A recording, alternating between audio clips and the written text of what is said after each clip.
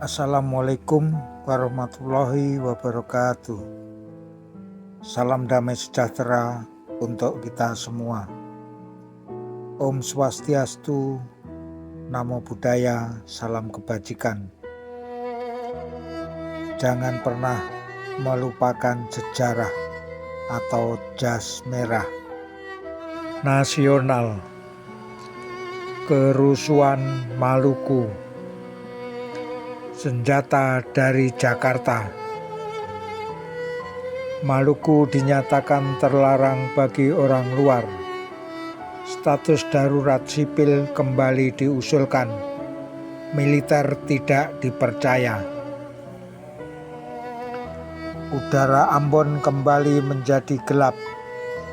Asap hitam bergulung-gulung memenuhi berbagai kawasan kota. Rumah-rumah penduduk, kantor-kantor, kios, gedung sekolah, dan rumah peribadatan hangus terbakar. Transportasi mati total. Ambon Manise kembali menjadi daerah perang setelah kerusuhan menyala lagi selama 3 hari sejak Rabu pekan lalu. Baku serang antara warga Muslim dan Kristen meletus di beberapa kawasan rawan. Batu Merah, Mardika, Karangpanjang, dan Batu Gantung. Dentuman granat, bom, serta salakan senjata api terdengar dari berbagai penjuru. Akibatnya, sampai Jumat pekan lalu, sedikitnya 20 orang dilaporkan tewas. Korban paling besar jatuh di Tantui, Kecamatan Sirimau, Kota Madya, Ambon.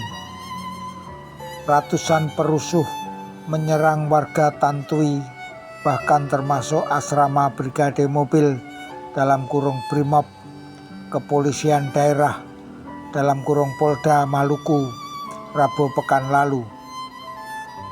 Puluhan rumah termasuk kediaman dinas Wakil Kepala Polda Maluku, kampus Universitas Kristen Indonesia Maluku, sebuah sekolah Muhammadiyah dibakar perusuh. Setidaknya 16 orang tewas dalam insiden berdarah di Tantui itu. Bahkan 5 diantaranya anggota kepolisian, termasuk Wakil Komandan Satuan Brimob Polda Maluku, Letnan Kolonel Edi Susanto. Yang patut disesalkan, para perusuh juga membobol dan menguras 2 gudang senjata Brimob. Berbagai jenis senjata, amunisi, dan baju dinas polisi dijarah. Ini jelas tindakan kriminal yang amoral dan tidak berperi kemanusiaan, kata Brigadir Jenderal Dewa Astika, Kepala Polda Maluku. Dewa Astika tentu khawatir senjata dan amunisi itu digunakan dalam bentrokan susulan nanti. Salah-salah, senjata itu malah mendorong serangan lebih lanjut. Aksi massa yang membuat markas Brimob luluh lantak ini tentu mengundang tanda tanya aparat keamanan tak berkutik. Mereka sebenarnya ada, namun perusuh memiliki militansi yang kuat, kata Astika. Selain itu, menurut Astika, persenjataan yang mereka tenteng tak kalah hebatnya dengan milik aparat keamanan. Keberanian menyerang aparat keamanan juga ditunjukkan para perusuh di Kecamatan Galela, Halmahera, Maluku Utara hari itu juga. Ratusan massa dari Kecamatan Tobelo dengan menumpang truk mencoba memasuki kota Galela. Mereka menenteng parang, tombak, hingga senjata api rakitan. Aparat keamanan tentu menghalau mereka, tapi para perusuh nekat. Mereka malah menyerang pos penjagaan Batalion 512 Komando Daerah Militer Kodam Brawijaya di Desa Puneh. Bentrokan pun tak terhindarkan. Aksi itu mereda setelah 2 perusuh tewas tertembus peluru. Aksi penyerangan di Tantui dan Puneh patut diduga merupakan rembetan kerusuhan di Desa Duma, Kecamatan Galela, Senin pekan lalu. Ketika itu korban jiwa jauh lebih besar, 119 orang tewas, 70 orang luka parah, dan 292 rumah dibakar. Duma diserang ratusan warga muslim dari desa Dokolamo dan Gotolamo. Serangan menjelang subuh itu tak bisa dicegah karena dianggap sudah aman. Aparat keamanan tak menjaga desa yang jaraknya 12 km dari kota kecamatan Galela itu. Duma luluh lantak.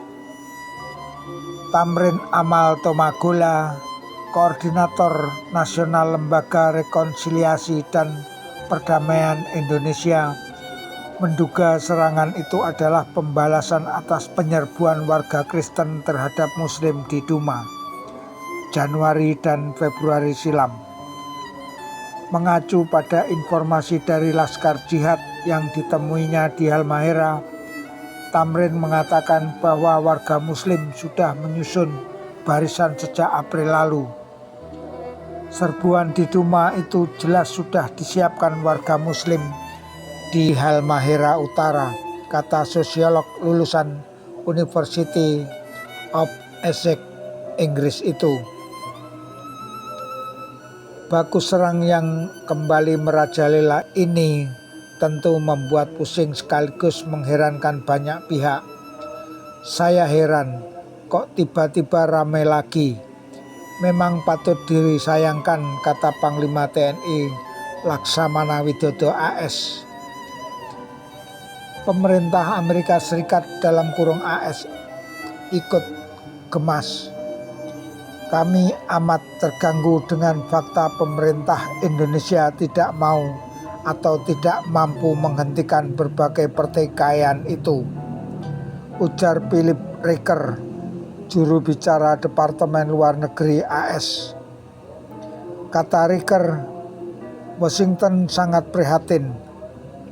Pemerintah Indonesia harus mencegah berbagai upaya kelompok terorganisir yang membuat kerusuhan dan kekerasan, katanya lagi. Kepala Pusat Penerangan TNI Marskal Muda Graito Usodo tak heran dengan adanya kecaman dari Washington. Bukan kali ini saja AS bersuara miring, menyodok. Ketika Timor Timur membara awal September 1999, kita juga dianggap tak mampu. Tapi coba mereka melihat keadaan yang sebenarnya, kata Graito. Menurut Graito Usodo, pasukan TNI menghadapi banyak kendala di lapangan. Misalnya keadaan geografis Maluku.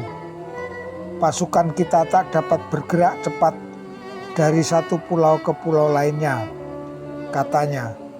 Selain itu, pasukan TNI juga harus menghadapi kendala psikologis. Banyak anggota kita yang mempunyai kesamaan agama dan suku. Ia menambahkan, Panglima Kodam 16 Patimura, Brigadir Jenderal Max Tamaela membenarkan adanya masalah itu. Keterlibatan aparat dalam berbagai insiden di daerah ini karena hubungan emosional, katanya. Apalagi kerusuhan yang dihadapi juga tidak mudah karena menyangkut dendam suku, agama, ras, dan antar golongan (SARA). Semboyan utang nyawa dibayar nyawa pun seperti menjadi ajimat. Jadi upaya damai TNI selalu mentah, ujarnya.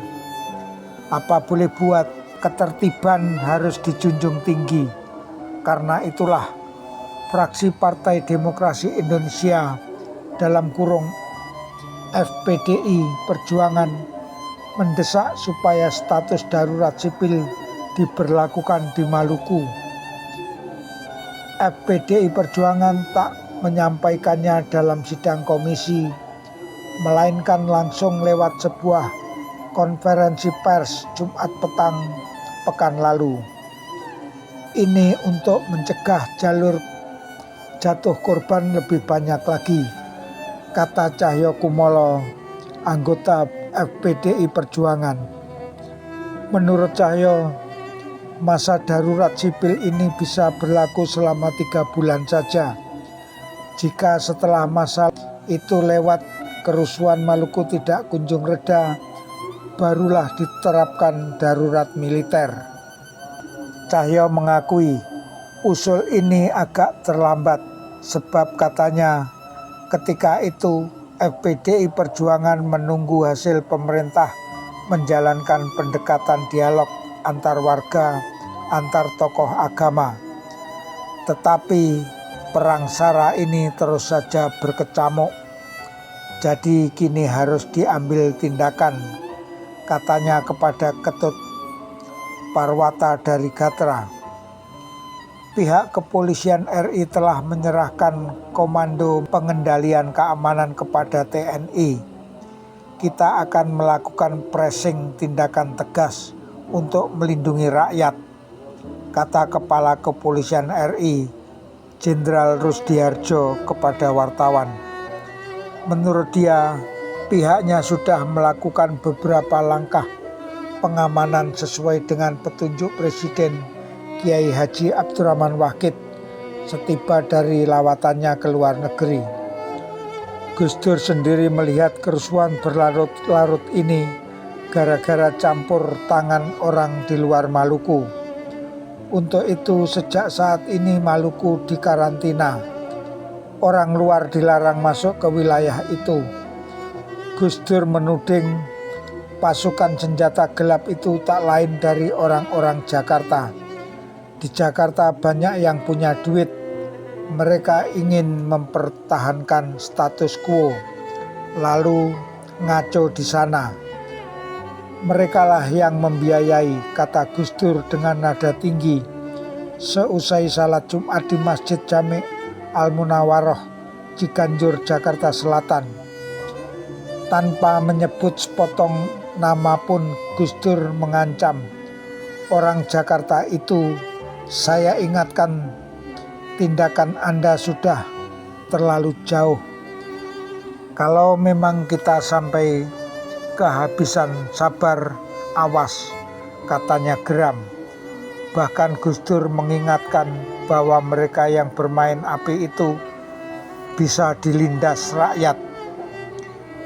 Setelah Maluku bersih dari orang Jakarta serta orang luar, barulah aparat keamanan sekali lagi menjalankan sweeping, mencari senjata haram.